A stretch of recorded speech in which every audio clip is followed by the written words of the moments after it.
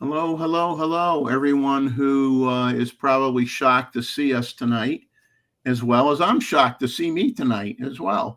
Uh, and we've been having some discussions from the last show about what we can do to kind of stir things up a little bit on the channel to try to get more interest in the channel. And one of the things was we should do on occasion, a spontaneous live stream once in a while, or a spontaneous recording and share it on YouTube and see how it goes. And this is going to be the first time I don't usually like to talk about gear I don't own, but obviously this is gear that really nobody owns right now. And those who have had it in their hand have had it in their hand for a very, very, very short period of time.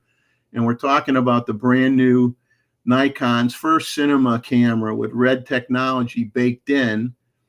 Okay, the Nikon NR, and at a price tag only $2199.95, which, just for the sake of argument, obviously people are going to compare this camera to the Sony FX3A or the Canon C50 that came out, and you're talking in many cases a camera that costs almost half as much as those other guys.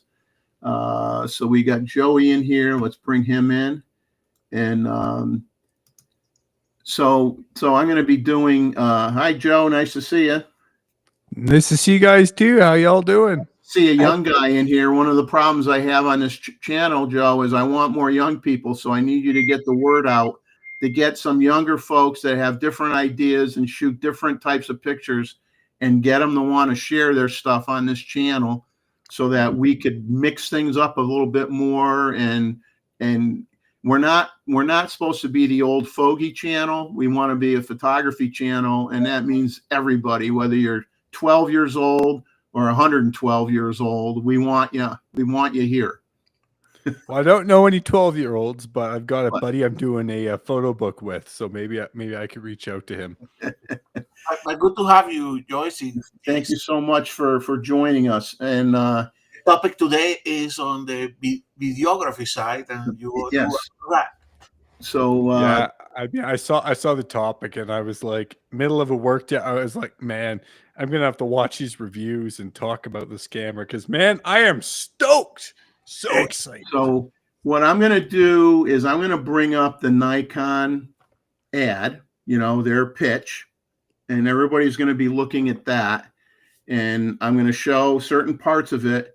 And not only am I going to just state the obvious, which you're going to see in front of you on your screen, I'm going to dive into a little bit more and explain some of these things, because there's a lot of video jargon out there, and not everybody knows what it means. And not everybody knows that, oh, this particular audio file format or methodology is better than this other one. And yes, you do need an AARP card for this channel, at least temporarily. Or you have to send in your birth certificate and your social security number. So anyway, let me bring up the window. And you're going to have to hear me, unfortunately, more than you want to. And when we finally get to the end, I want to hear from everybody in the chat whether you want to buy it, you don't want to buy it, and whatever your opinion is, give me the pros or cons, or why you'd buy it, why you wouldn't buy it.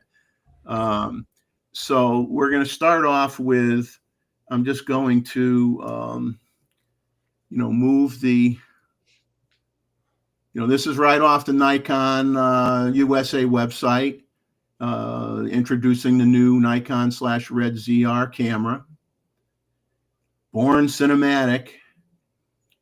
And we're going to talk about, just the beginning here, when they talk about red code RAW, R3D&E, 32-bit flow audio, and the 4-inch monitor. So let's first we'll consider it major features. Okay, this is a 24.5 megapixel CMOS sensor. It's the same sensor that's on the Z6 III. This camera does 6K, 60 frames per second capable. It has class-leading built-in audio with up to 125 minutes recording time with no fans in it. Now that 125 minutes, for the record, we're being upfront and honest here, is based on using the red code RAW at 6K 60 with your auto temp cutoff set to high, and you're in a 77-degree Fahrenheit environment, and you have an external power source, because obviously this still uses the ENEL 15C battery. And if you're going to do 2 hours of video, that's why they say you got to use an external power source. Dynamic range is 15 plus stops, which is on par with the competition. Now, I want to make it clear as well. I mean, this is just an honest statement, okay? And it should be noted, the 6K 60 is not open gate. It uses a full frame 6048 by 3402 resolution using a 16 to 9 aspect ratio, and that's tied in with whether it be the red RAW or the NRAW setup. And 120p is in DX crop mode. You do get full res when you're doing vertical shooting in video. Now, I got a lot of notes here. I got pages and pages and pages of notes, so you're going to have to deal with me as I, deal through this stuff. Now, some people might say, well, what do you mean by open gate? It's not open gate. It means that to achieve the 6K 60 or 4K 120 or whatever, it's not using the full size of the sensor to achieve that condition. Okay. The Sony FX3A is not open gate. The Canon, which has 7K, is open gate. Okay. So just want to call out that difference. Now, the red code RAW is technically considered 12-bit based on a logarithmic curve, but it's unpacked in 16-bit linear RAW for post-production. So this allows it to emulate the capabilities of the native red cameras if you happen to own one of the more expensive models, while being more efficient. So you actually have something that would be a good second camera or maybe a third camera, depending on what you use now. Now, something that you need to understand, whether it be when you talk RAW files, when you view the red RAW file or the NRAW file, okay, a RAW file is not a video file. It is strictly all the data that is on the sensor. So remember the days when we first had RAW on our still images and we would suck them into Lightroom and we'd say, oh my God, it's the worst picture I ever took. Looks horrible. No color, flat, looks awful.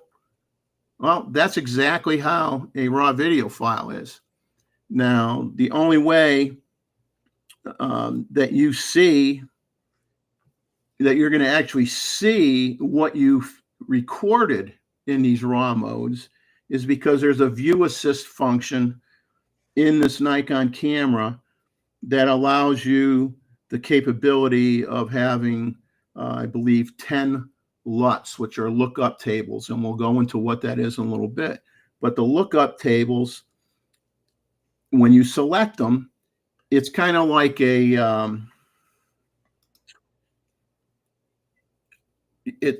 lookup table is basically like a set of conditions that define how you want that video to look, whether it be saturation, whether it be sharpening, shadows, things that you would adjust on a still image. Okay, so that's probably the best way to look at it. And so when you pick a LUT out of the selection, you can look through a whole series of LUTs that you could put in the camera, and that will show you how it will look after you've exported it into your software and you now apply that LUT. That's what it would look like, and that would be your starting point. And then from there, you can edit it some more and change it how you want. And that's great. But it's important that you understand that a RAW file is not a video file. Okay. So the true flexibility is in post. You can adjust, pretty much everything. So the question is, why does the footage look flat?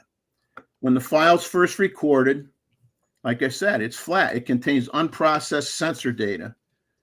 And you got this preview with the 10 LUTs that you can choose from, and you can change them, what you have in your camera, which provide a color graded view, which will simulate the final look you achieve after you have edited it. Now, to get the full benefits, you will have to process the R3D, the RAW, the Red RAW through software like Red Cine-X Pro. There's a download thing on this page that we'll see when we get to that point, or other video editing software that supports their format. And you can apply the same color science. They talk about, you got the red color science. Well, that's there because you have red LUTs, and you can apply that red color science to your RAW files. And just so you know, if you have Adobe Premiere Pro and you import the red RAW, it's going to use default settings. It's going to look flat and gray. And for the right workflow, you're going to want to use a log curve. It's called red wide gamut RGB and log 3 G10 to the RAW files. So you're going to have a lot of this stuff in your editing software, or make sure it's supported in your editing software. Now, give me a second. I got to bring up another file that I have here.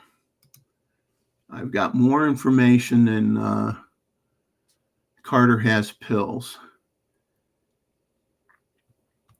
And I want to kind of skip to the chase, so I'm not going too crazy here. A lot of people will choose, just so you know, like on a Z9, if you did 8K and it was RAW, that could be gigabytes, almost 2 gigabytes per minute of video shooting. So you got to understand that, everybody gets excited over, it does 6K, it does 7K, it does 8K. Most people, you got to ask yourself, what am I using this file for? Who am I showing this content to? Where am I showing the content? Because if you're showing it on YouTube, you're showing it on TikTok, you don't need to be shooting 6K, 7K, or 8K. You're going to have huge files you got to deal with, especially if you're doing RAW. You're going to have a high-powered computer. You're going to have a lot of storage. And that's the real deal. You're going to have fairly expensive software. So that's all things you have to consider when you decide how far do you want to go in this cinema realm. This has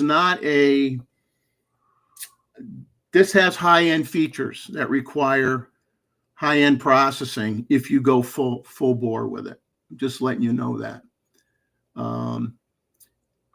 Now, a lot of people, instead of doing RAW, they'll do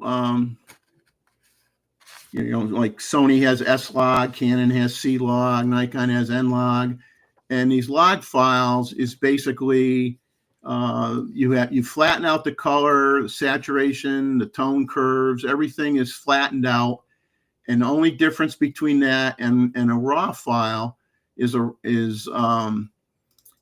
log is a video file, because RAW data has no video processing baked into the file. A log file has things like white balance and exposure baked into it, but everything else is adjustable. So you get really high dynamic range. You have a lot of room to do a lot of great editing if you want to get into it. And you know, I consider him our friend, even though we don't see him anymore. Wayne Maddox was very involved with using LUTs and things like that in stuff that he did. He really got into that stuff. Okay, so let me go to, trying to see where the 32-bit 32-bit flow audio. Now why is that important? And Nikon offers numerous audio choices. And we'll just talk about 32-bit now, and we'll talk about the other choices later on. 32-bit float, it offers you a big dynamic range and what they call a lot of headroom, allowing you to recover audio that would normally clip and be lost in a 24-bit recording. And it's really beneficial for recording situations where you have unpredictable levels in your audio, or like me, you're an inexperienced audio operator. So 32-bit float is better for the recording and the internal processing stages because it's very flexible and it can preserve information. And like I said, we will get into the other types of audio later. Your 4-inch DCI, you actually have a 4-inch variable angle DCI P3 color gamut touchscreen monitor. It's larger than those that the competitors have. It has a 16:10 aspect ratio, 1,000 nits of brightness, which is incredible. I mean, Nikon is very well known for the brightness of their EVFs. And here you got the brightness on your monitor, and it's got a 3.07 million dot resolution. So this is a really, really great touchscreen monitor. And it's big enough where some people may find that they don't need to have an external monitor mounted on a small rig cage or whatever, that this display might just be big enough to save you $1,000. So let me go down to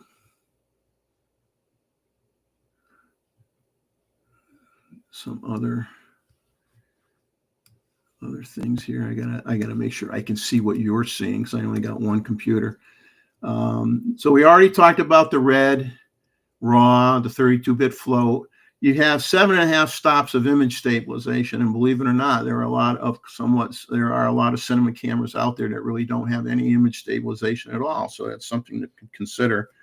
And 7.5 stops is on any lens is very impressive. And you hear me shuffling papers. I got a lot of them. And obviously it uses the Z-mount lenses. So you do have the new quote unquote cine lens, which, you know, some will argue it's not a cine lens because it doesn't use T stops. It uses F stops. But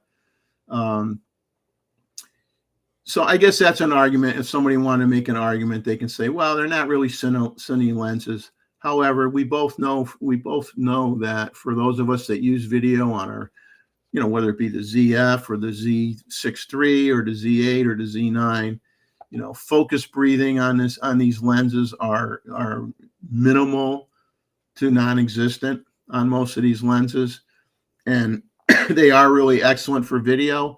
And I'm sure now that, you know, quote unquote, they have something they're defining as a cine camera, I would expect that there will be more cine categorized lenses coming out down the road. You have, you still have, and just so you know, we're talking a lot of video here because that's all the hubbub about this camera. This camera does shoot photographs, guys. You don't have an EVF, okay? You don't have an EVF. And you don't have, it's basically take a Z6 III, get rid of the EVF, get rid of the more bulbous hand grip in the front. So it's the best. And make it thinner, and that's what you got. But in terms of photo capabilities, because I'm not going to get into that a lot, but your photo capabilities, you still have same autofocus system. You still got 9 subject detection features for animals and vehicles and that type of thing, just like the Z6 III. So it's just that you're going to be taking your pictures. You have a video and a photo switch, and you're just going to flip a switch to decide what you want to do. And you can take just as good pictures, still pictures with this as you can a Z6 III, but you don't have an EVF. So that's the only thing. This is being pushed as a video-centric camera with a nice user interface that has a quick button you can push to see some things that you commonly change in video, and it's really set up very, very nicely. But it's not something that you say, oh, it's going to be crappy with pictures. It's certainly not going to be crappy with pictures. Jeff, Joy mentioned in the chat that he has another appointment or another commitment in about 10 minutes.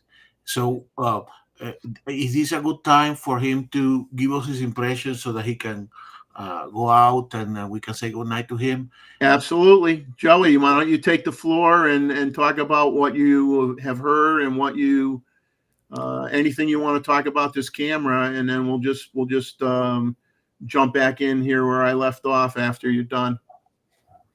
Yeah, 100%. Thanks so much, Jeff. I mean, I'm super stoked, everyone. Like, you guys know, when I first joined this live cast back in the day, we were waiting for a Nikon Z6 III. Like, that was the end all be all. There was not a ultimate hybrid shooters camera in the Nikon ecosystem.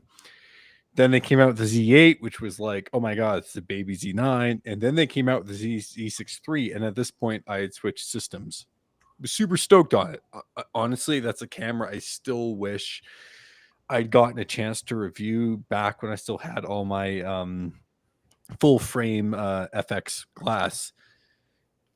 This camera is amazing. Like, I don't think that people that are reviewing it are really giving it all the credit it's worth. I was shooting with an S5 II up until about 5 months ago. And the whole point of that Panasonic camera was, okay, like, we've got the open gate piece. Like, that's really what we're going to hammer home. 6.2K open gate up to 30 frames. That was great. It crushed it at that. But for photos, obviously not maybe the best, but it could do 10-bit, felt really good, and it was a very good value camera. Up until that point, the only hybrid camera that really had come out that could do some photo but mostly video that had that feature was the FX3.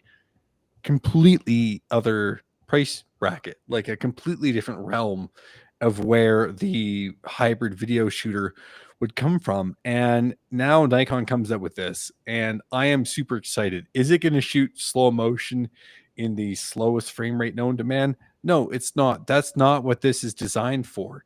It is meant to shoot in multiple codecs. It's meant to shoot in 32-bit float. Like, that's huge in itself right there. Most cameras don't do that. They're like, what, 16 to 20? Maybe 24 if you're lucky. Yeah, exactly. Maybe. 32 is like a whole new thing. Like, most time you're paying like $500 for an external recorder to get that 32-bit float. Like, that gives you so much flexibility in post. And the multiple codecs, I mean, for different video shooters that are coming from different systems, that is huge, because depending on the codec you shoot in, you can edit. Like, that's the bottom line. Video quality aside, like, if you can't even load the clips into your editor, it's a non-starter. But the footage I've seen out of the Z6, or I mean, I keep calling it Z6, the ZR, I mean, it's just killer, man. It looks so cinematic. It's so clean. And I mean, yeah, there's no like viewfinder for your eye. Big whoop. That's not what this camera was designed for. You've got a huge, bright screen on the back that you can articulate to where you want. And now people are saying like, oh, well, if I plug in all my accessories, I can't see that screen. If you're plugging in that many accessories, you're not using that screen. that is meant for the all-in-one hybrid shooter that's trying to shoot handheld. And not to mention the thing that people keep forgetting, the flange distance on the Nikon Z lenses is so much shorter than so many other mirrorless systems. Who cares if it's already like cinematic cine style lenses? That in itself is going to make it already that much better optically. And it's the shortest of any camera manufacturer. 100%, Jeff. And like, no one's talking about that. And no one's talking about just how damn juicy this looks. It looks so good in all the footage I'm seeing. I'm like, oh my God, like I want this for the project I'm working on right now. I've got this like 6-month photo project. I'm like, man, like Panasonic, can you lend me a camera? They're like, oh, we can lend it to you for like 2 months. I'm like, okay, that's beautiful. But like, I need 6 months. Nikon, if you're watching this, please lend me a camera. I'm all over that jam, man. Hey, Nikon, I would send me one, Nikon. yeah, exactly. I mean, I will be your shill. I mean, it's not even being a shill. This is a great camera because I think, yeah, if you're saying like, oh, this is the best camera in the cine world right now. No, it's not, but it's not trying to be that. It's trying to be an all-around shooter that anyone that is in the prosumer space can afford. And at 2000 USD, Exactly. they're doing so much. And the IBIS that's not much also more than some high-end cell phones, to be honest with you. yeah, well, there you go. And the IBIS as well. I mean, I think Nikon's silently been really upgrading their IBIS game in terms of the video space. And like, it's very usable. I mean, would I use it for a panning shot? No, the only camera I would use for that is a Panasonic. But there's also trade-offs when you're using a Panasonic as a hybrid shooter, right? So like, I don't think there's like one perfect situation you can find. So, you know, I would say to anyone that's looking at maybe buying this, I mean, this is a great camera. You're not going to be disappointed. It's got so many codecs. You've got so many options to shoot in. Go for it. And then lend it to me because I'm a Fuji shooter and I miss full frame. Yeah, I mean, and Joey, I want to address a comment which a lot of people will bring up here. Let's see if I can. you want here? I want to bring up this comment. Here's the thing: how you got to look at it. One, the camera's $2,000. Two, with a screen that size and the fact that you can process all these files in camera, doesn't really necessitate the need for a full-size HDMI because you're not going to be plugging it into an Atmos or a Ninja anyway. You're not going to need it. That's not what this camera's for. Internal. And you still have a CFEB card. So your video could go on the CFEB card. So, I mean, I'm not a huge fan of the micro SD either, but you know, you got to look at the price point. You got to look at what your needs are. And for some people, yeah, it might be a deal breaker. For other people, it's not going to matter. The whole thing with so many people saying, "Oh, I got to have 2 cards to have a backup." One, a lot of video cameras don't store video to two cards at the same time. Okay, and do you really need that? I mean, how many times? I have not had a memory card since digital came out. I have never had a memory card fail. Never. Mm-hmm. And I've never set up my cards where my second slot is an overflow slot. I use it as an overflow slot. I don't use it to replicate the files that are on card 1 into card 2. I'm that confident. I've never had that problem. So it all depends. Everybody's going to be different on that. Some are going to get upset about it. Some aren't going to care. But that's why there's choices, right? There's choices out there, you know, whether it be brands, different brands, you know, different things for different people. So, well, and Jeff, to what you're saying, like as well, I think you have to factor in like so many video shooters. There are so many accessories you're already using with your kit. Some of these things you're considering like, oh, like it doesn't have a full HDMI or X and Y. Like if you're already plugging into all these ports and doing all these things, that means you've got a full cine rig. You've already got all that stuff. One adapter isn't going to kill you. It's not that huge of a deal. Backup slots. I mean, yeah, would it be great to have multiple slots on the camera, I mean 100%, but you're looking at $2,000 for a Cine camera. You can't have everything in that value of a body. It's just not possible, and Nikon's not advertising it as such. They're not saying this is going to be used to shoot the next David Attenborough, Planet Earth. Oh, look, like they're not going to do that with that, and that's not what they're trying to do. And I appreciate that their marketing team isn't overselling what the camera can do. Yeah. And the camera critics online are pointing out the things they don't like. Great. It's That an is good. And to be honest with you, when this camera was first talked about, my biggest fear was it was going to look like a brick. Yeah. Which a lot of them do look like a brick. I mean, I personally don't. I mean, I just don't care for. I like the looks of a more traditional camera, and this is looks of a more traditional camera. It's thin, it's compact, it only weighs 1.18 pounds, doesn't weigh a ton. So it has a lot of advantages, portability, I mean, there's a lot of pluses. I mean, not everybody's going to go out and buy a Raptor. And Joy, since you are in that business, I mean, this is as an entry camera for a videographer or somebody that wants to learn. I think this is a choice. Yeah, well, and Gustavo, honestly, like if I can just share one thing with everyone on the channel here and just what this last summer was for me. I mean, yeah, I'm not posting a ton of content right now, guys. It's just I needed a break. I sold my Nikon. I went to Panasonic. I sold my Panasonic. I mean, in terms of video specs, downgraded. I'm on an XT50 right now, which I love.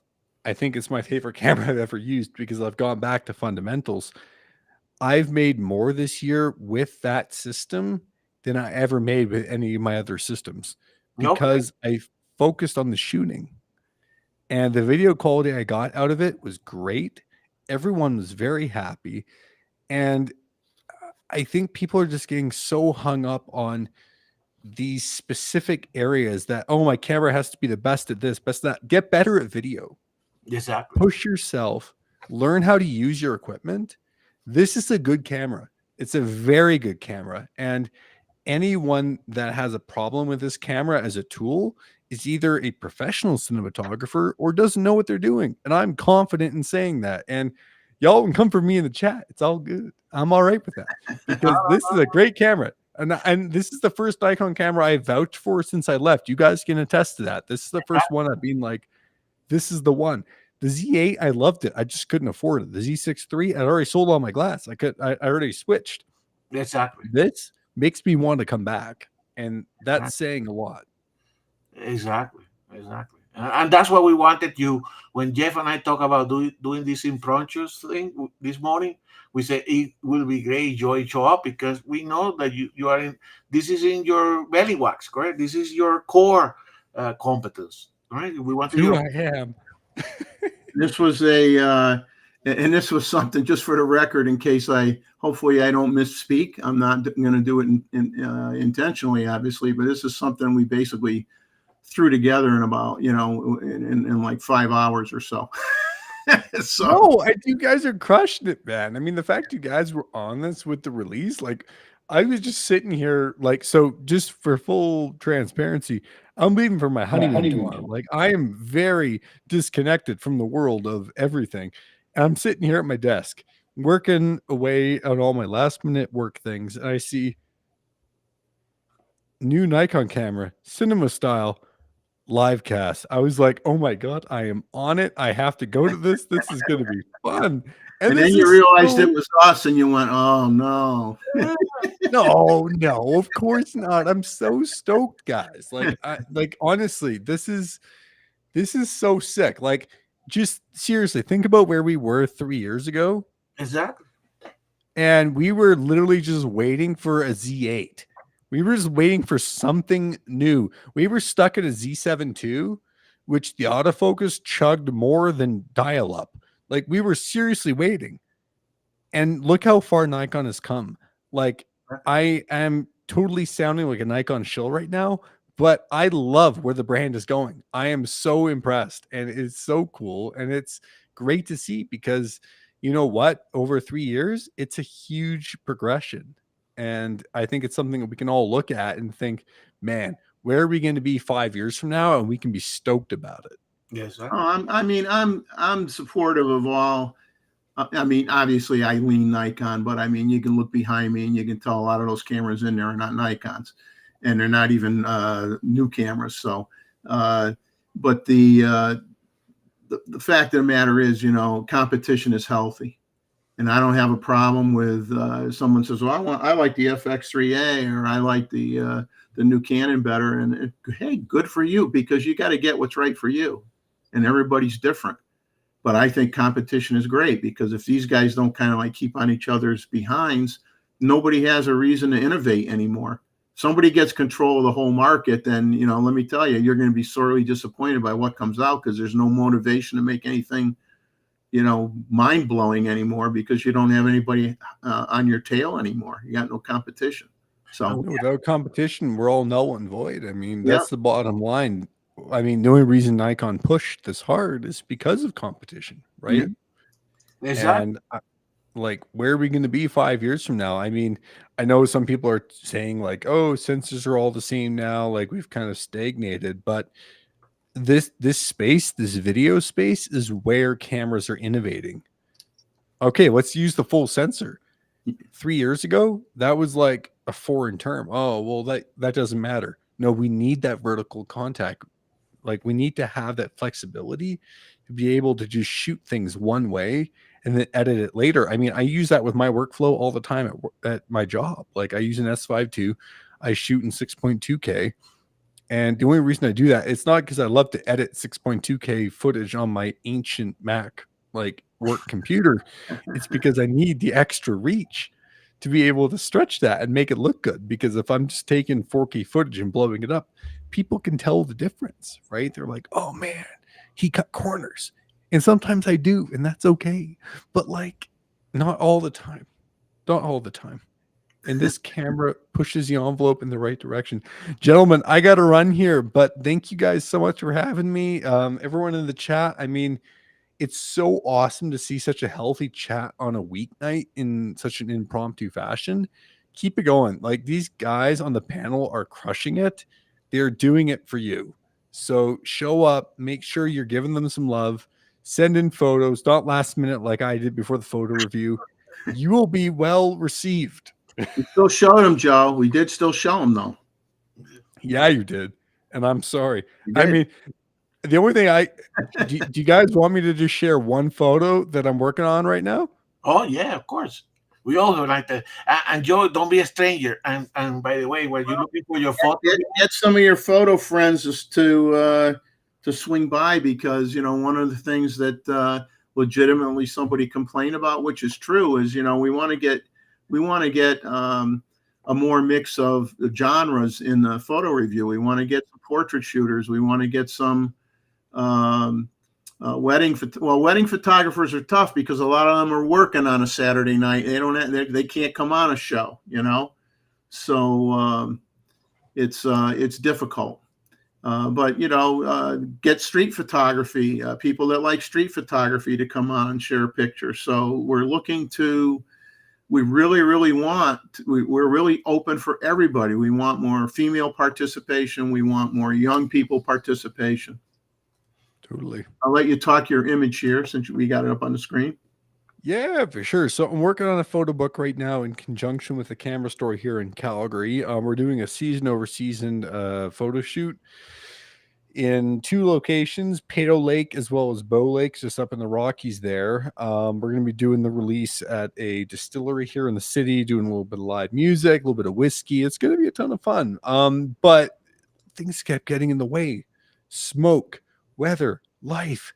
Well, we decided to get the summer shoot done, and here were just a few photos I took. I used a combination of the Viltrox 15mm f1.7, the Sigma 30mm f1.4, and then the Fuji 50 to 230 XC lens to capture these photos on the Fuji X-T50. We'll just quickly roll through them. There's Bow Lake and all of its infinite wisdom. but super smoky. So we have used dehaze on a few of these photos. You I'm have so no sorry. choice. You have no choice.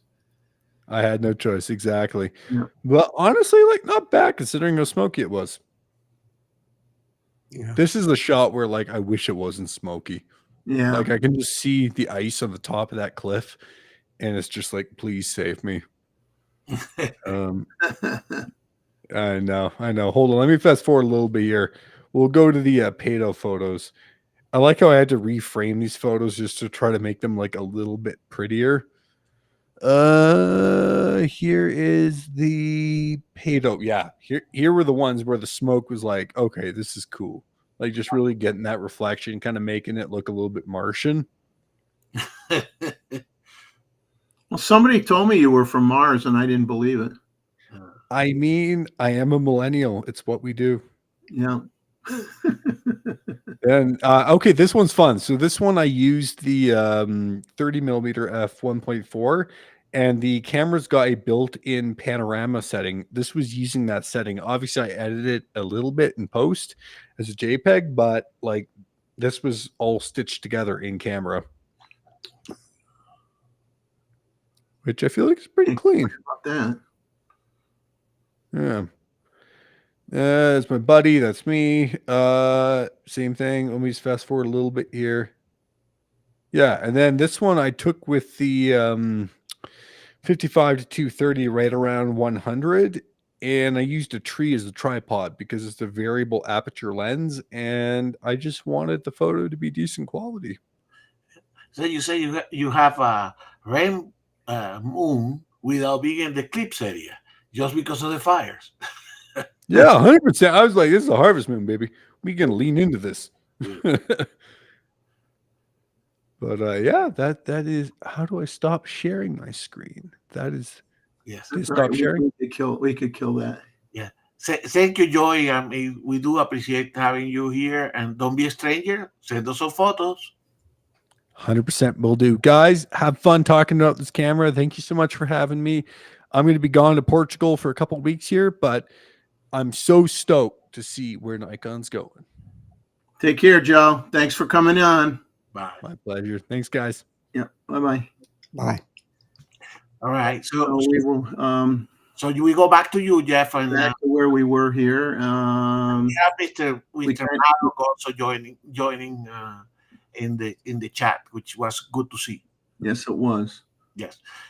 So these are just the options. Okay, I'm sure everybody's seen this already. You know, getting a body only with the 50 millimeter lens kit, the 30, and that's the 35 1.4 lens, by the way, that's shown there, and the 24 to 50 with the different price structures for this.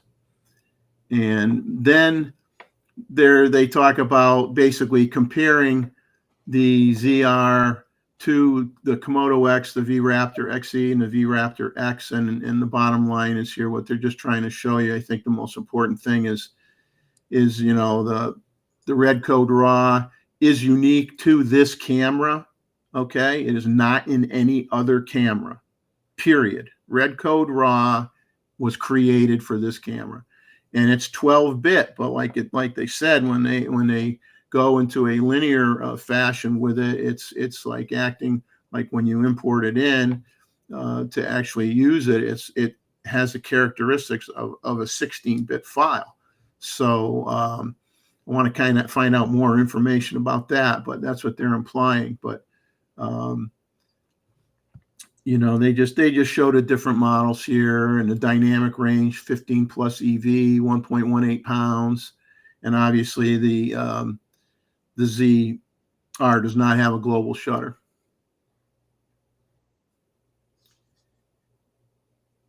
Now we're going to move down to talk about red color science. Can you let Roy in, Gustavo, for me?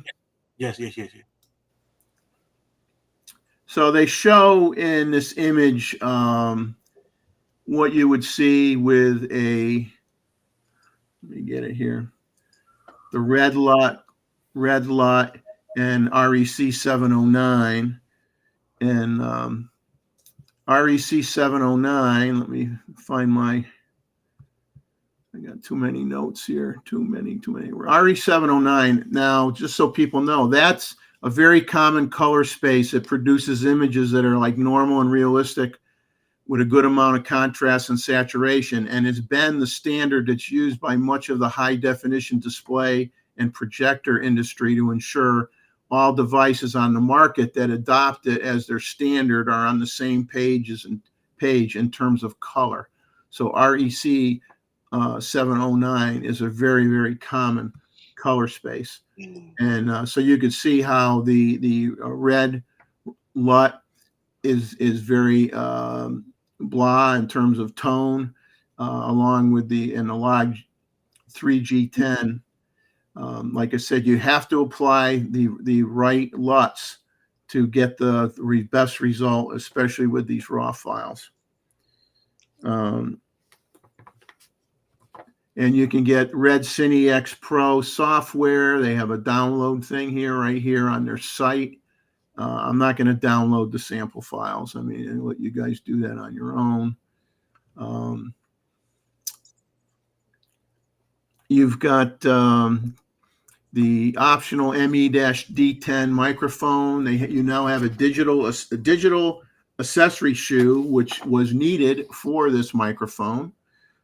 So you now have a digital accessory shoe. And in theory, that digital accessory shoe could provide them a way to create an EVF, a quick disconnect on the hot shoe type EVF down the road if there was a demand for it, which there may or may not be. Too early to tell, because this is being obviously more of a video-centric camera.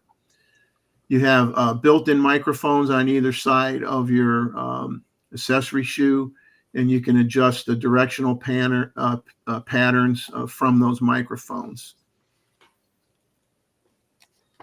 And let me go down here, and we talked about the size of the rear screen and 1,000 nits and how many 3.07 million dots and so on and so forth. So we've already had that conversation. Now we're going to get into dual base ISO. And what dual base ISO is, it's a camera sensor technology. It provides two distinct native ISO settings, each with its own dedicated low noise analog amplification circuit. It allows you cleaner images in a wider range of lighting conditions. So at lower ISOs for bright scenes, and then higher ISOs for low light situations, it performs better than simply having one amplifier circuit where you basically are just going from low ISO settings to high ISO settings, and you get what you get. Having the dual base ISO, you optimize the quality and the dynamic range, and you minimize the noise both at the lower ISO end and at the higher ISO end. So you have two independent signal amplifiers in their analog to digital converter. And when you need the higher ISO, it swaps to the one that has a higher gain for the higher ISO settings. I got to click it on my... Let's see here. Load up to 10 LUTs into the ZR, preview to look in real time via the built-in monitor. We talked about that before. Let me talk about LUTs a little bit. I kind of touched on it. I got lots of notes about LUTs. I got lots and lots of information. LUT stands for a lookup table. And a lookup table is like you're applying, think of it as applying what they call an editable glaze in post-production. It's a separate file that instructs video editing software to change the look of your footage without permanently altering the original file. Okay, that's really important. It is not baked in to the raw file. You could do a video and select one type of LUT with one specific look, You can then take the same video, you can apply a different LUT to it and get a totally different look and publish that. So it gives you a lot of power. So what I did was think of LUTs. The closest thing to LUTs is picture control on a Nikon for still images. But there are differences, okay? On the picture image, picture control, that's for still photography. It's selected in camera before you capture the image. It's destructive for JPEGs. The settings are baked into the image file when shooting in JPEGs, but the effect can be reversed with a RAW file, however. It creates different finished looks instantly in camera, such as vivid, portrait, monochrome, neutral, or flat profiles. And you can adjust sharpening, clarity, contrast, and saturation. Whereas a LUT is used primarily on video. It's applied in post-production with software like DaVinci Resolve or Adobe Premiere Pro. It can also be used for on-set monitoring. It's non-destructive. It's a color preset that's applied in the editing, so the original video remains untouched, providing more flexibility. Purpose is to transform a video's color and tone used to convert a flat log profile into a standard color space, which can be REC 709 that I talked about a minute ago. It can emulate the look of classic film stocks. And this is where people say, well, I use log because I want a cinematic look. Okay, when you say cinematic look, you're using a specific LUT or sets of LUTs that are out there that will give you a cinema type look to your video. So, you know, that's pretty much the comparison between your picture controls for stills and your lookup tables for video. Now, a topic that is very difficult to talk about, shutter angle. You know, what the blankety blank is shutter angle? I still scratch my head. The more I read about shutter angle, the more I scratch my head. It's you can have 15 adjustment steps between 5.6 degrees and 360 degrees.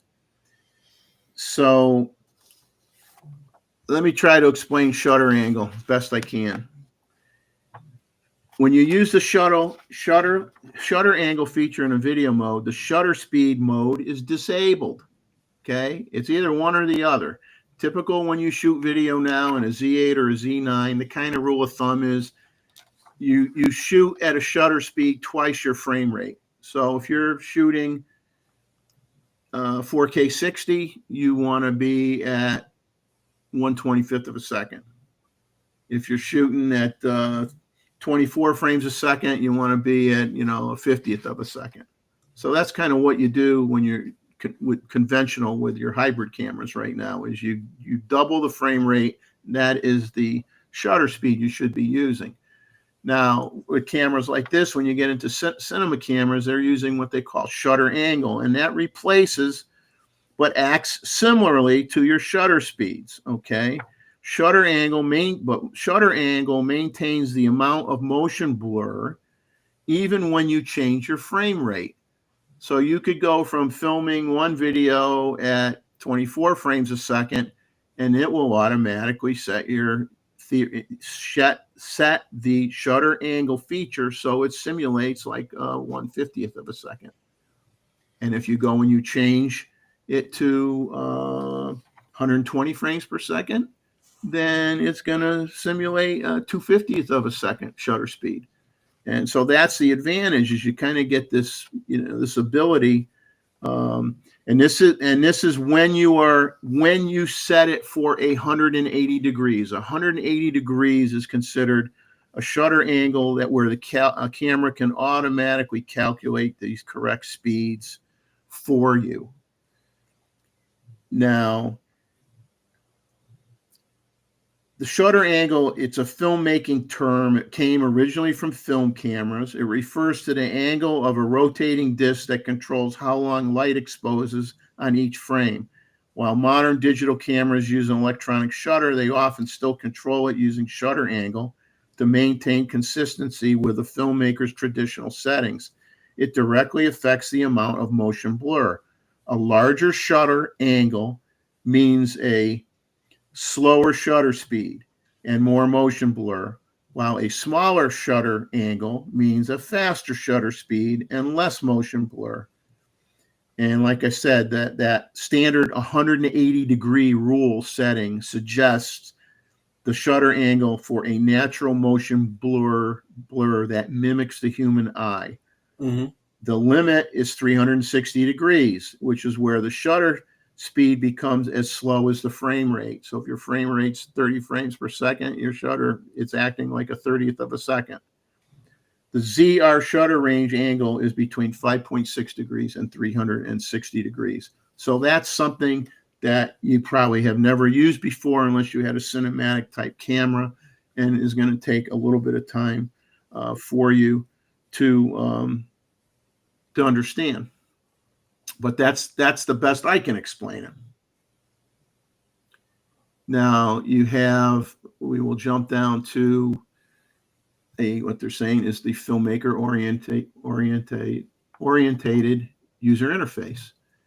And on the back of the screen, you have focus peaking, you have zebra patterns, you have composition grids, LUT display assist, virtual horizon, record indicator, waveform monitor, touch autofocus, vertical video rotation, monitor brightness control. All these things are, boom, right there for you to adjust quickly and easily.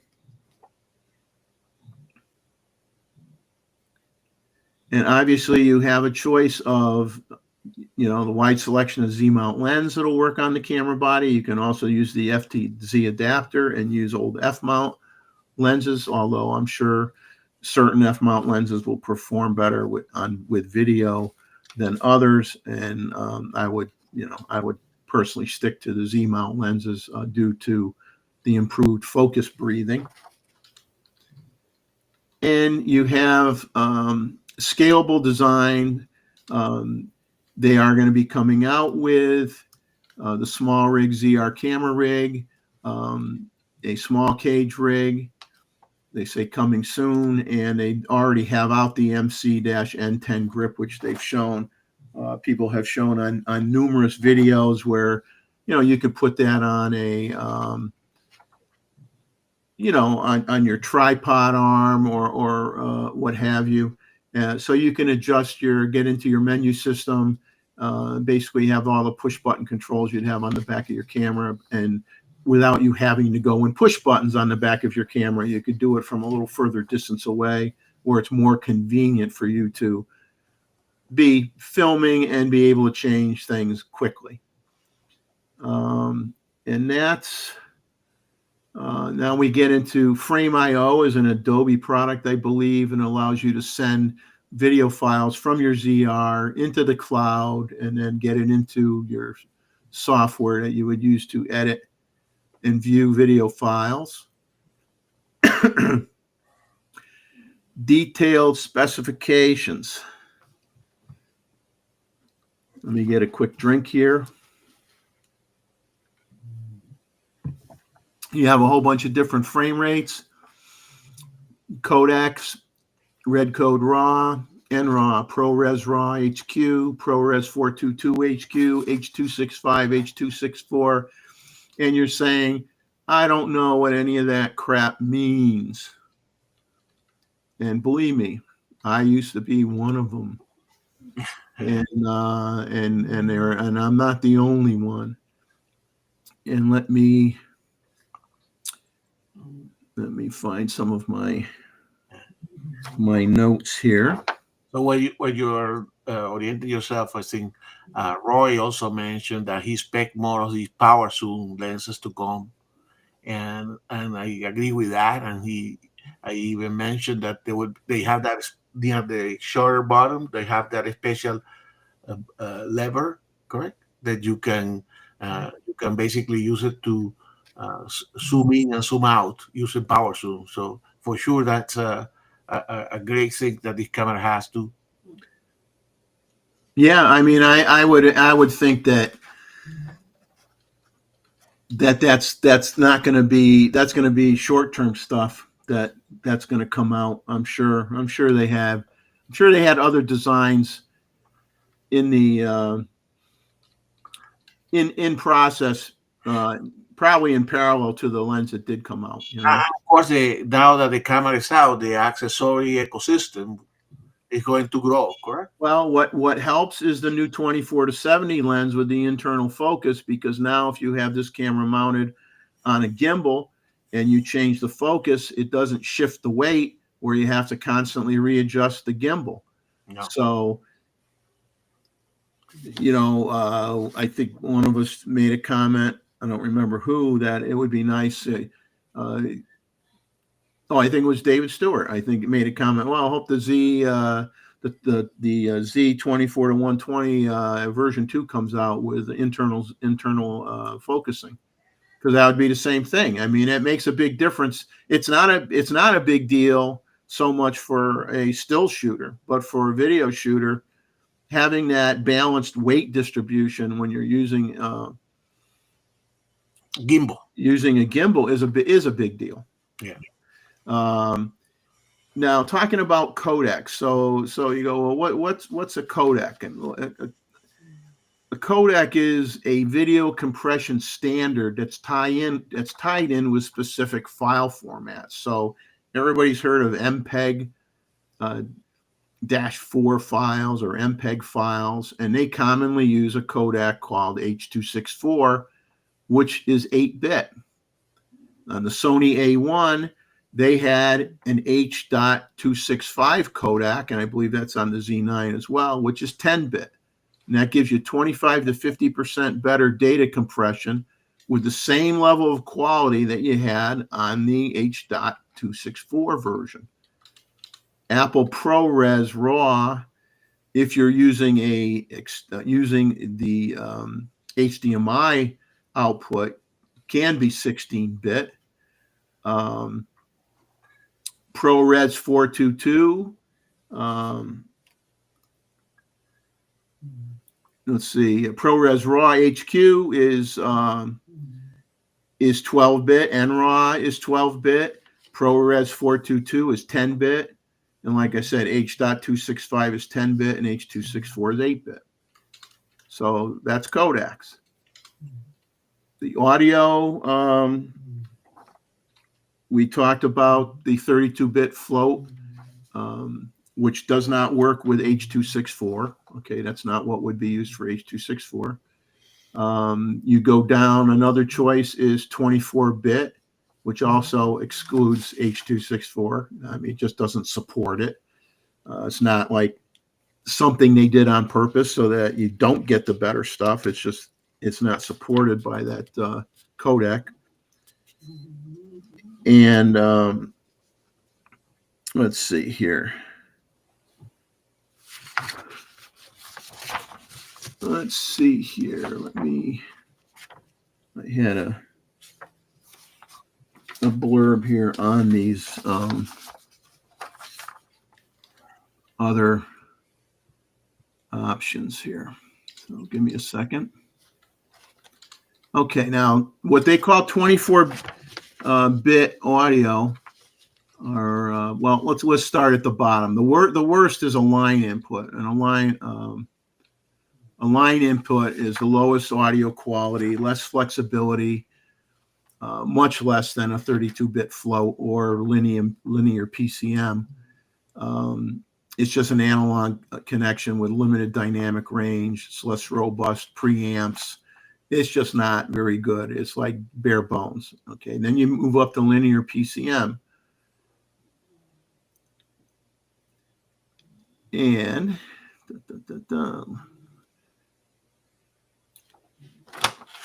why can I not find all my notes here?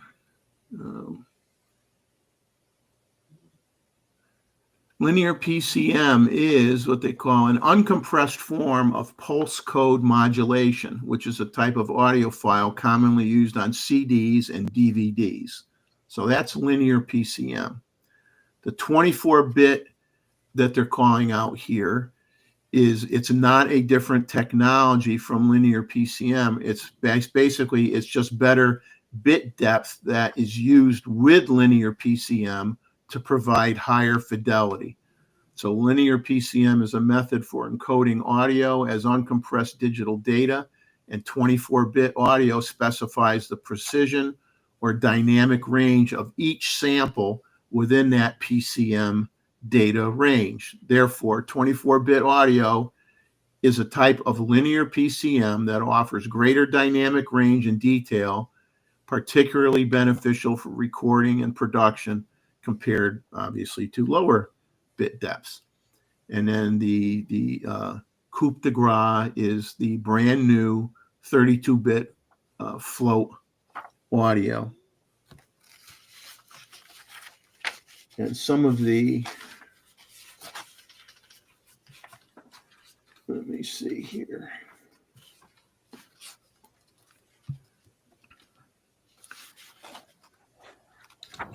That float audio function is just, it just gives you, it just think of it as just something that gives you so much leeway, not only for unpredictable audio sounds, let's say, but unpredictable levels of sound, and also your skill as an operator. It makes it much easier for you to do your job. It eliminates clipping, and it just makes post-production a lot easier for you. And we talked about the maximum recording time of 125 minutes early on in the show. And that does have its particular settings that you have to have, which is not uncommon for just about any camera. Let's see. You mentioned the camera uses the ENEL 15C batteries. I recommend you get a bunch of spares for that, and that you find a power bank that's suitable and will work with your camera if you're going to shoot for that 2-hour duration. You don't get that without a power bank. Yeah. So we got a good comment there for Wayne, which is a good summarizing comment there. Let me. No fan, internal RAW, no massive screen. Yep. All unlike cinema body. Yeah, that's my opinion too, Wayne. Yeah, and the no fan I like, because over time, I don't know of any fan over time that doesn't get noisy, and then you don't want to be hearing that fan when you're shooting a video. And a 2-hour time frame. And granted, if you're shooting video in the desert, you're not going to get 2 hours. Okay, let's be real. We all know that. If you're in the desert, you're not going to get 2 hours. And if you're shooting in minus 40 degrees, you're not going to get 2 hours either. Exactly. So and it doesn't matter what brand camera you've got. That's just the way it is. Let me see what else we got here. It's just and that's it for their presentation. So I'm just going to add a few things here quickly. I've spoken enough as it is.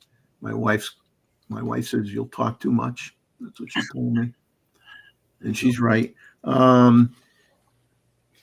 Like I said, Final Cut Pro functionality. Okay, for those who I have a Mac, so I use Final Cut Pro.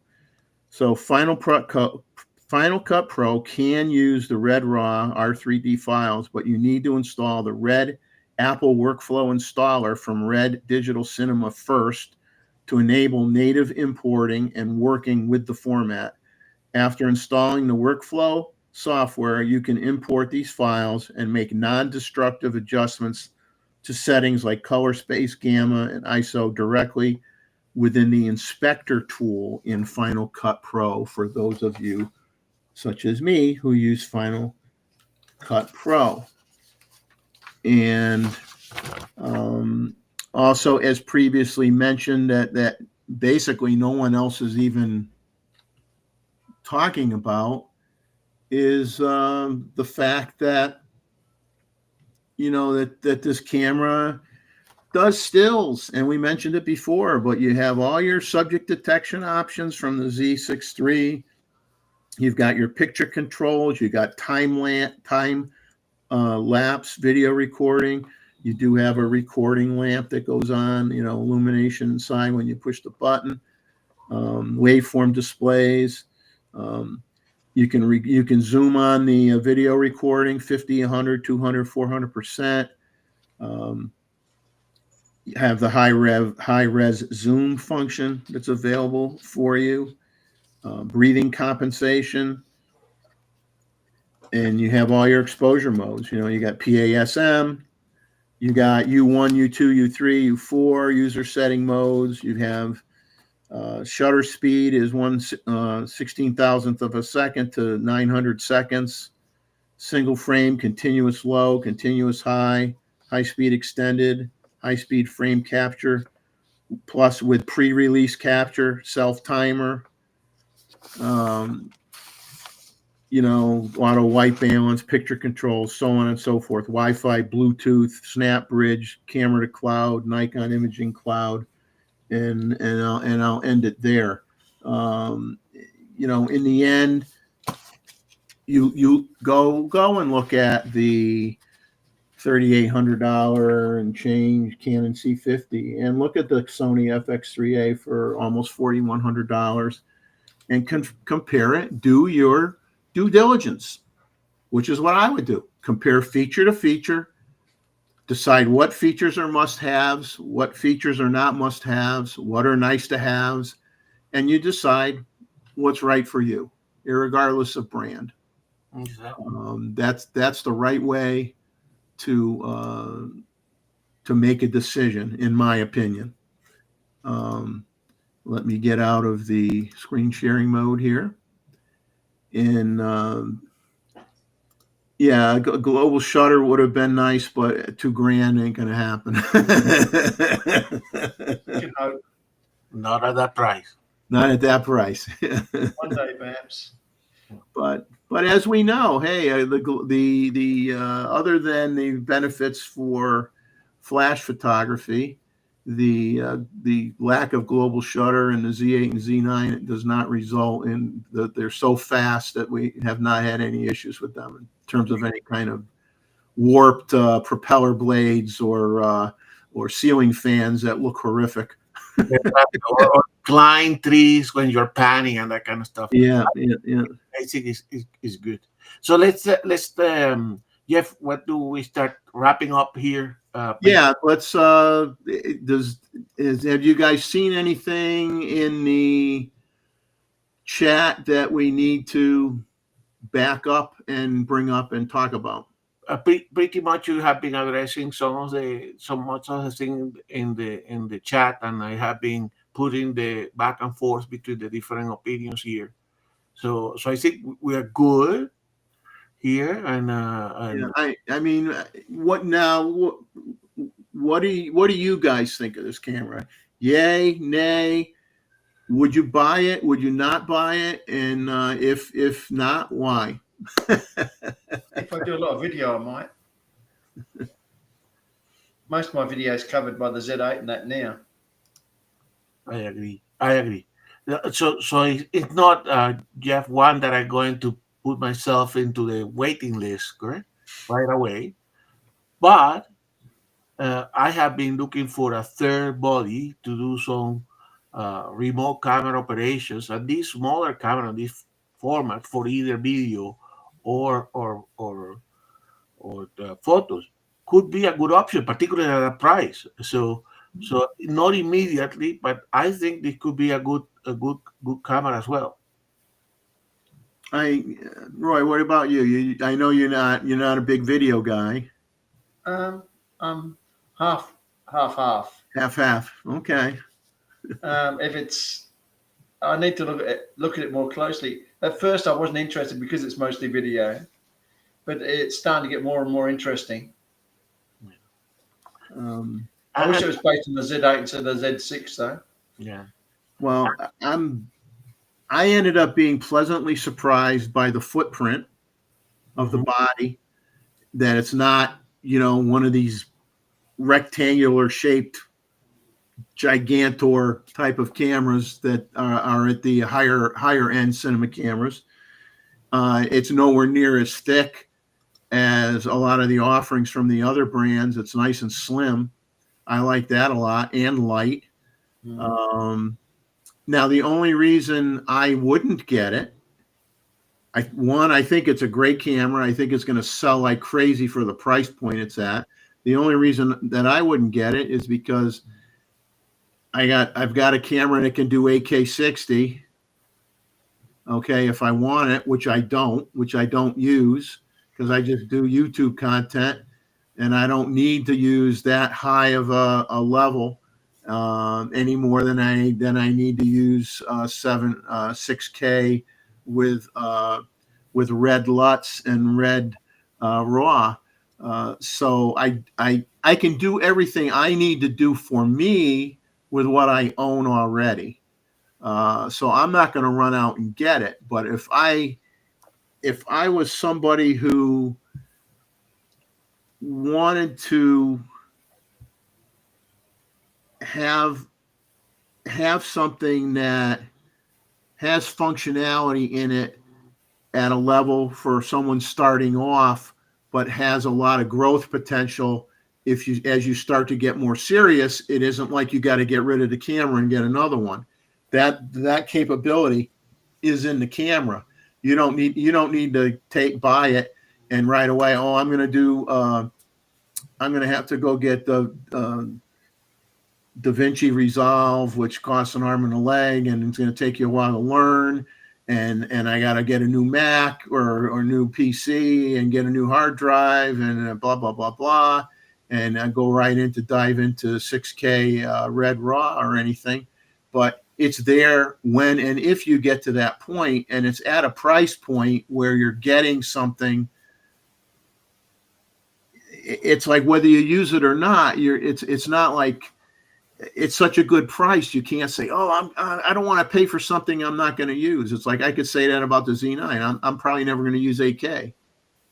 But that probably maybe someday may turn into a once in a while, and it's there. So I think it's a great camera for what it is, and I think it's gonna do well. It's gonna do real well. And like Joey was talking about, it's an important milestone in the Nikon story at this point in time, right? So I think this is a sign of other things to come, and it created an inflection point on Nikon, and which started with the acquisition of Red, and of course it's an important camera. I think photographers, we also will benefit from this, and videographers are also, like Matt saying, all the cameras now are essentially video cameras. Correct? Yeah. And Roy was asking about the battery. I know in the small rig example that's going to come out, it's a V battery. Yeah, it's going to use the V battery, and before we go on to, Randall, let's listen for Randall, since he do a lot of video. Randall, what is your almost totally video? I wonder if it go dangling from a drone. Are you shaking your head because you want it, or are you shaking your head because you don't want it? Mute. You're muted. You're muted. Randall, you're on mute. You're on mute. We can't hear you. I'm waiting right now just to see what happens. I used to buy it when it first came out, and then you're waiting. So you just wait until all the hoopla is over with, and then when it comes in stock, then you get it. But that way you know. Yay! So I did the same thing with the Z30, and it overheated. But it's a smaller camera. But no one talked about that. So yeah, you wait till it gets out there, and you get people that have a long period of stick time with it. You get better reviews. You get more information. You can make a better decision. and not go, oops, not what I thought it was. I want to share something. I got to thank Mr. Mozman for this. And Mr. Rishi popped in. How you doing, John? So I got this from Tim, and I want to. Well, I gotta open it up first, because this may interest some of you that are biting at the bit to go out and buy this thing right away. The 4-inch screen that Wayne was talking about. I mean, the biggest. Yeah. So Tim told me to go to the smallrigreseller.com. And even though it says coming soon on the Nikon webpage, you go on here and it says new. It says small rig cage kit for Nikon ZR Advanced Edition, $165, and you could buy it. Small rig cage for Nikon ZR, basic cage, which is probably enough for a lot of people, $70. So there are a couple that you can get to if you go to smallrigreseller.com, and you can get down here and you can actually order one of these two cage kits for the ZR right now. So I thought I would share that with you because I think that's pretty neat. Oh, let me move this up a little so you can see the pricing. Sorry, I didn't have it high enough, so you could see $164.99 and $69.99 right here. These two. Yeah, and that ecosystem of accessories is going to grow for sure. Yeah. Handles and maybe monitors, and we know that Nikon also like to do a lot of accessories, expensive but reliable, right? So that's to come. So that's all I've got on this camera. I hope everybody got something out of it, and I hope that maybe you got a little education on some of the awfully drive you nuts terminology and what things mean and what is really better than what, and because that gets really confusing when comparing comparing these things, and when you get into like whether it's N-Log, C-Log, Sony calls it S-Log, Canon calls it C-Log, Nikon calls it N-Log, Joey calls his J-Log. It doesn't matter, they're you see all these, and they have different versions because they update these log LUTs, these log profiles, and so just understand that a lot of them, the different brands basically do the same thing. Okay, and don't get so hung up on that. There's and with this camera, you can put in 10 LUTs of your choice, and the more important thing is in your software editing program, you could probably put a heck of a lot more than 10 in there if you want. You could probably put 100 in there if you want them, depending on how much space you got on your computer. And ensure that speed up the processing because you get a common look on your entire video. Yeah, that's very good. That's very good. So why don't we jump to you, Gustavo, to put up what's upcoming. And I just got one more comment. We're in discussions, probably primarily right now, Gustavo and myself, but we're going to get others involved as time goes on to try to figure out how to expand this channel, how to get. It'd be nice to have a nice core 40 or 50 people that show up for our shows. That isn't going to make me monetize, folks, so that ain't what it's about.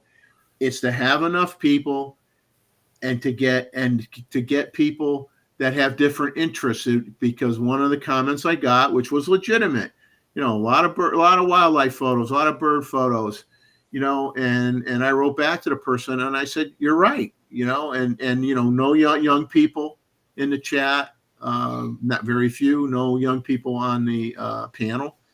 Not a lot of, not really, we have one woman left. I think we used to have three. We only got one now, Anita Stewart. And we want to be we want to be an inviting channel for everybody, whether you're, I semi-joked about a 12-year-old, but I'm sure there are some very good 12-year-old photographers out there that we don't know about. So I don't care, as long as you get your parents' permission, because we don't swear on this channel, whether you're 12 years old or 112 years old. We want to get a more mix of photos. If we get, 40 people for our photo review, then we only have to bug people and say, send in 2 pictures. We'll have 80 pictures. We'll have more than enough pictures to talk about. But I want to see more variety. I want to see new people coming in. I want to see portrait photography. I want to see some wedding photography. I want to see more macro photography.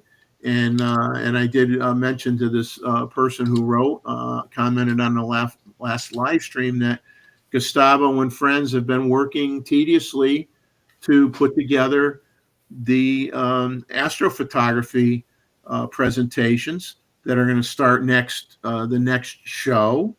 And so we are doing different things, okay? But we can't go warp speed. And like I said, if everybody in here liked Ford vehicles and I wanted to talk about Fiats, everybody would leave. And I don't choose the photos for the photo review. I share what people send me. So I don't tell everybody, I don't tell everybody to send me bird photos. I get what I get, I share it. Good, birds are too hard. But one thing Roy mentioned too, and I'll throw out here, is we had a conversation afterwards. We always talk after the show, and he says, well, some people might be intimidated because they see a lot of these photos are really, really nice, and they might feel that theirs aren't good enough to show. Well, we don't critique anybody's image unless they ask us to, and if we do, we're going to do it in a very professional and polite manner. We are never going to intentionally insult anybody on any picture they send in here, and we aren't even going to critique it unless you ask us to. However, food for thought, guys. Think of this. When Roy made that comment, I said to myself, you know what? There could be some truth in that statement where people think that, we're all so great and fantastic, which I know I'm not, but there may be that impression that they see all these great images. And I think just think about this for maybe the next photo review and send me a comment. If you send in 4 pictures, maybe send in 1 that came out horrible. so that people could see that what they're seeing in the photo review isn't every shot we're taking out of our camera. So they could see that we fudge things as bad as somebody that just picked up a camera for the first time, that we have things happen that ruin our shot, and that every shot we take isn't perfect. And that is I think a good thing when you can laugh at your own work. And we do that frequently. So it's something to think about, that maybe the next photo review, pick 1 image that out of the group that's just absolutely jaw-droppingly horrible and share it with everybody. So people that are new don't say, oh, these guys are so good, they probably never take a bad shot, because nothing can be further from the truth. Exactly. We just tried. Our bad shots outnumber our good shots, 100 to 1 or 200 to 1. Believe me. In the best of days. So yeah. All right. So let's talk about what is upcoming here, guys. So we do have some topics and ideas in the pipeline. Actually, those are maturing nicely. So we had that series on astrophotography, and our first show on it will be the introduction and single exposure with Robert Bob Rosado. Okay, that's coming in a week and a few days, on September 20. Then we will continue on the astrophotography with Terry talking about Star Trails, and then we have another presentation in November about Newfoundland bird photography, or in November 15 by Michael. So we are starting to have an inventory of stuff.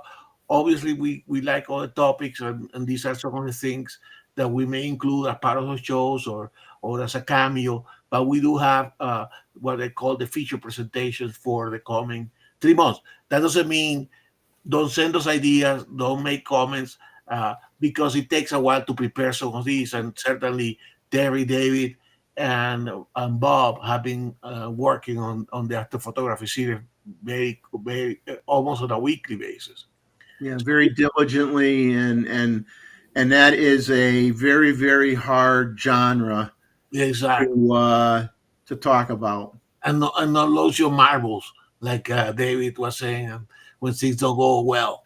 So he will have, and we all have on that genre, plenty of bad images and ugly images to share as well. So anyway, so this is the calendar. I'm not going to go through the calendar, but just to show you where we are. So we already have thumbnails for the upcoming presentation. This is a deep image uh,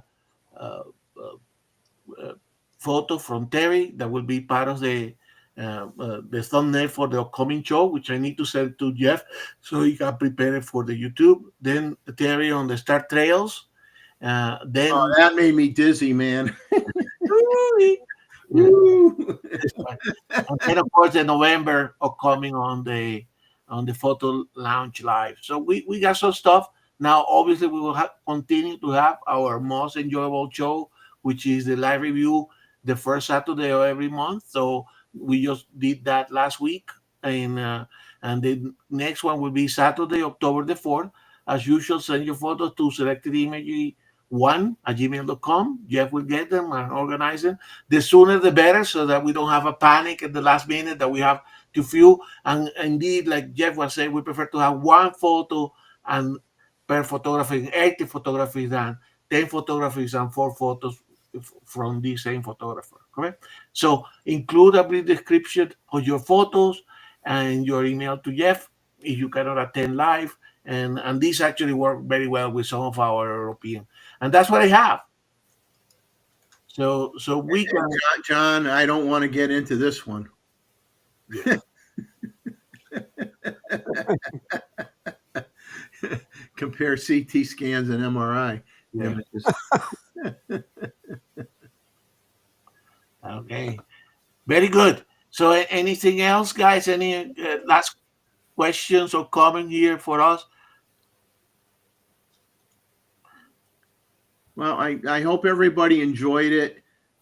This was a real, last minute decision to do this. And honestly, as I said, I don't usually review anything I haven't bought, but obviously, most people right now are reviewing something they haven't bought. So I said, hey, I'll jump into the fray. We'll talk about it. We'll try to do a little education.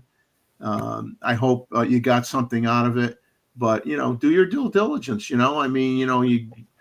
determine what you're willing to spend, and compare models that are within your price range, and make the decision. It's up to you to make the decision, and don't feel pressured by anybody on YouTube telling you this is the one. The one is what works for you, and what works for me may not work for you, and vice versa. So just do your homework. Do your homework. Yeah. And we will see you next Saturday.